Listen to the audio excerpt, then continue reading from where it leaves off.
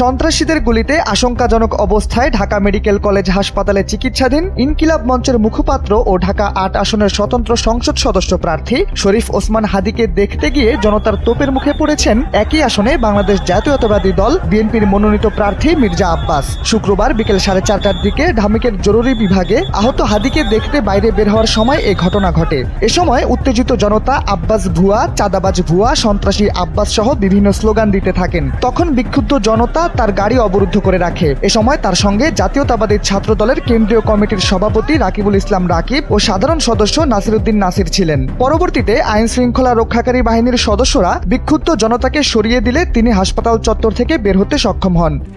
RICL TMX, যুগের পর যুগ স্থাপনা থাকে মজবুত।